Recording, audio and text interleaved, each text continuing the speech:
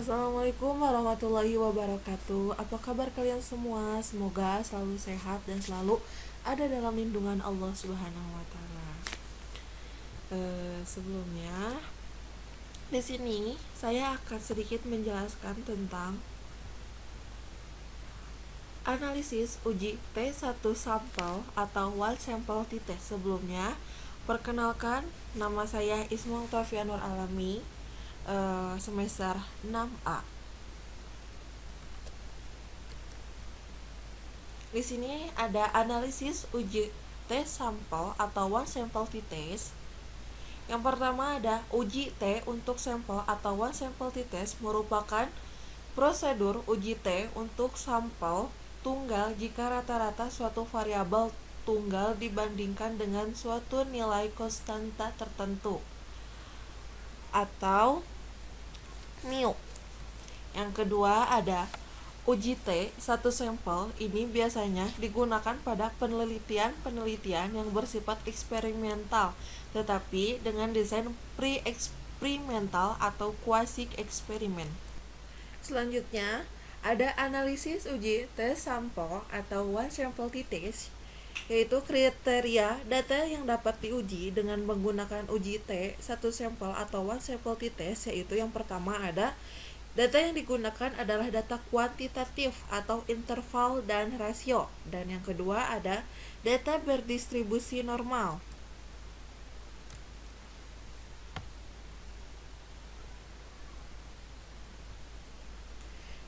Selanjutnya ada pengujian hipotesis uji T satu sampel atau one sample t-test. Yang pertama ada uji dua pihak atau arah two-tail test, yaitu pengujian yang menggunakan JK hipotesis 0 atau HO yang berbunyi sama dengan, dan hipotesis alternatifnya HA berbunyi tidak sama dengan, atau HO sama dengan dan HA atau. Selanjutnya ada pengujian hipotesis uji T satu sampel atau one sample t-test, yaitu uji satu pihak atau arah one tail test yang dapat dibagi menjadi dua macam, yaitu uji pihak atau arah kiri, yaitu pengujian yang digunakan jika hipotesis 0 atau HO berbunyi lebih besar atau sama dengan, dan hipotesis alternatifnya HA berbunyi lebih kecil atau paling sedikit atau paling kecil, atau HO lebih besar daripada HA. Yang keduanya ada uji pihak atau arah kanan, yaitu pengujian yang digunakan jika hipotesis 0 atau HO berbunyi lebih kecil atau sama dengan, dan hipotesis alternatifnya HA berbunyi lebih besar atau paling banyak, atau HO dan HA. Nah, di sini ada contohnya bagaimana kita mengetahui produktivitas padi yang menggunakan pupuk A setelah melakukan beberapa percobaan. Dalam 10 petak yang dipilih secara acak sebagai sampel yang didapat sebagai berikut. Langkah pertamanya yang kita lakukan adalah merumuskan hipotesis H0. Nah, selanjutnya ada HO atau produktivitas tanaman padi dengan menggunakan pupuk A sama dengan 5 ton per HA. Yang H1 atau hipotesis alternatifnya adalah Nagasari atau kebalikan dari HO. Nah, di sini ada contoh soal yang harus kita selesaikan. Langkah kerjanya adalah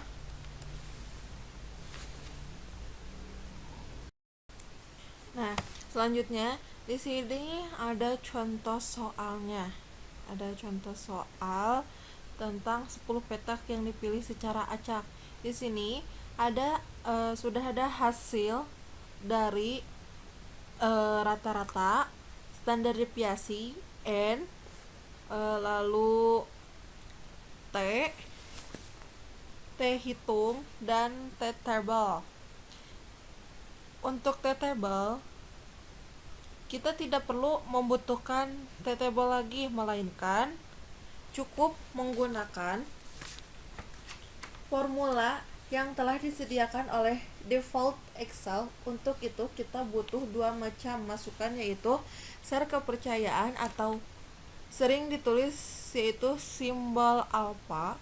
Untuk kali ini kita menggunakan sel kepercayaan 5% atau 0,5 masukan. Yang kedua di DF-nya DF atau derajat bebas, dalam arti DF dicari dengan rumus N kurangi 1 pada sel 16 ini. Kita masukkan rumusnya sama dengan TINV dalam kurung 0,5 pisahkan dengan tanda koma, lalu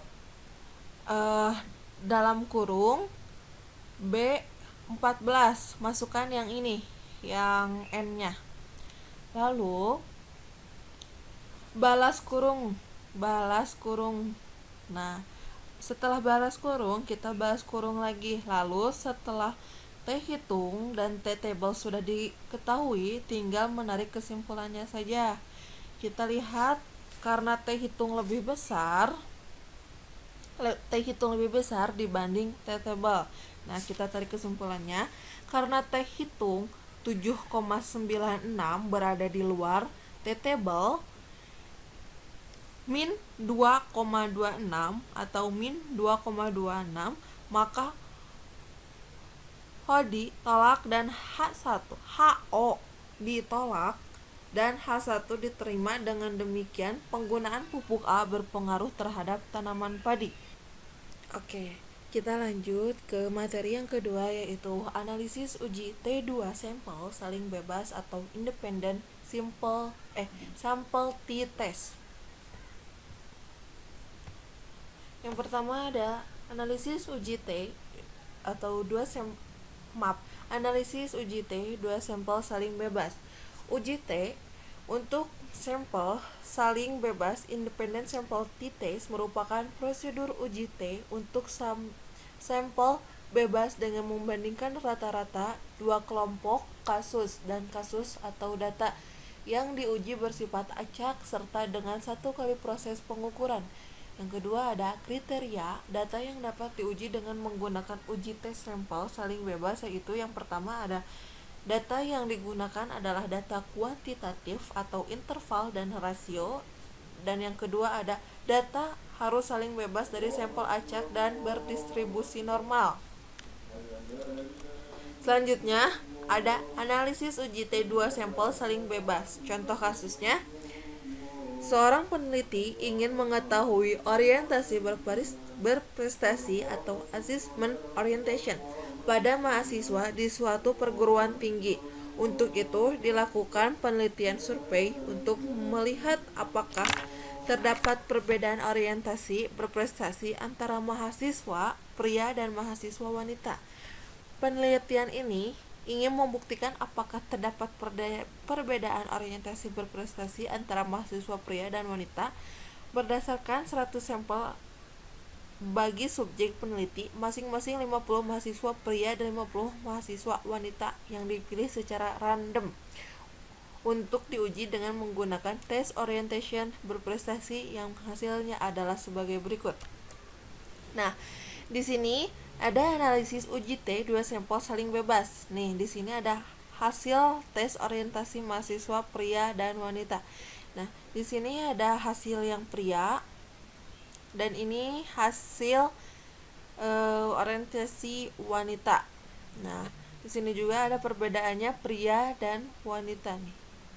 Ya, selanjutnya ada analisis uji T 2 sampel saling bebas berdasarkan data yang di atas, maka disusunlah hipotesis sebagai berikut. Hipotesis HO, tidak terdapat perbedaan orientasi berprestasi antara mahasiswa pria dan wanita. HA-nya, terdapat perbedaan orientasi berprestasi antara mahasiswa pria dan wanita.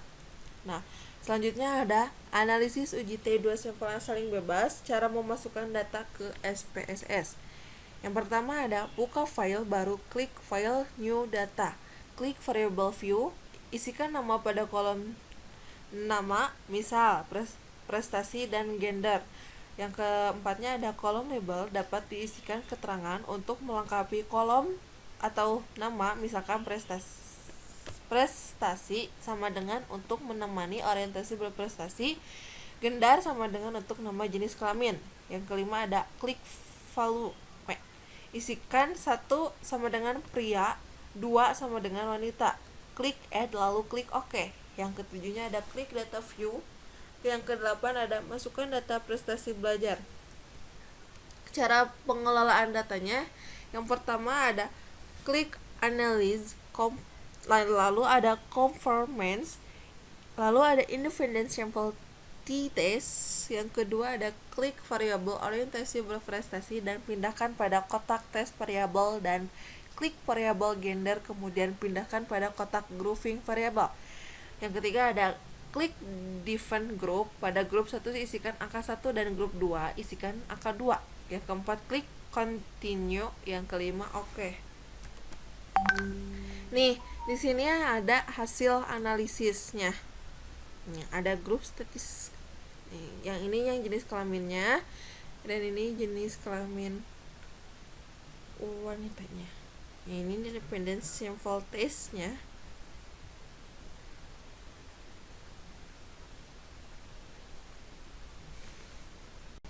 Selanjutnya ada interpretasi output SPSS. Yang pertama ada analisis menggunakan v-test HO. Kedua varians populasi adalah sama, varians populasi orientasi berprestasi mahasiswa mahasiswa pria dan wanita. Yang H-nya kedua varians populasi adalah tidak sama, varians populasi orientasi berprestasi mahasiswa pria dan wanita. Berdasarkan data tersebut di atas, maka dapat dilakukan pengujian hipotesis dengan membandingkan taraf signifikansi. Terlihat nilai F hitung sama dengan 0,077 dengan signifikan 0,782. Karena signifikasi lebih dari 0,05, maka HO diterima dan HA ditolak, yang artinya kedua varians populasi adalah sama.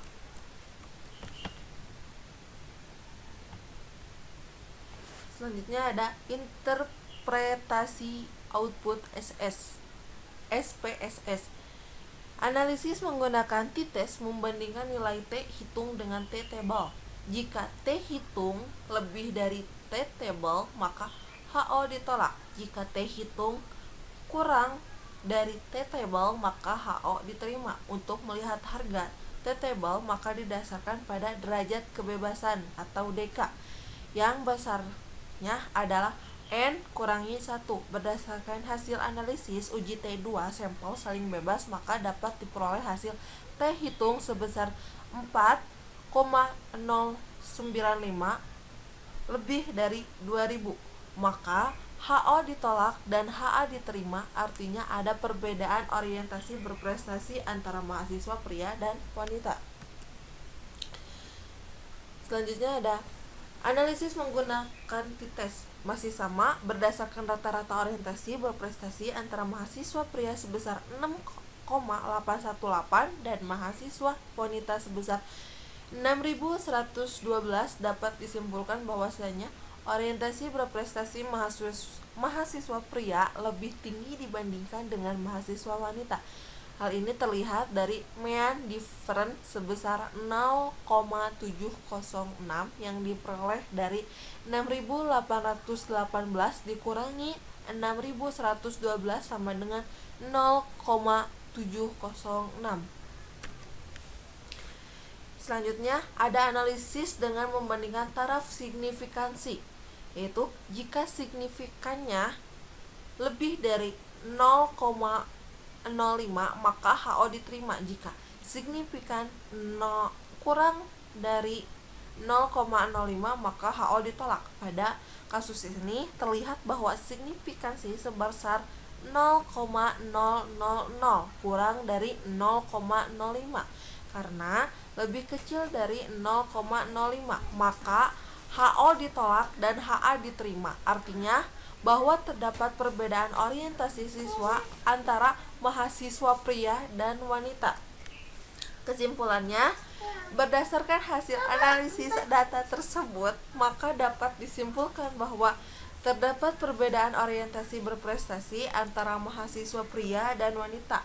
Dengan memperhatikan perbedaan rata-rata orientasi berprestasi, dapat disimpulkan bahwa orientasi berprestasi mahasiswa pria lebih tinggi daripada orientasi berprestasi mahasiswa wanita. Sekian dari saya, semoga bermanfaat. Wassalamualaikum warahmatullahi wabarakatuh.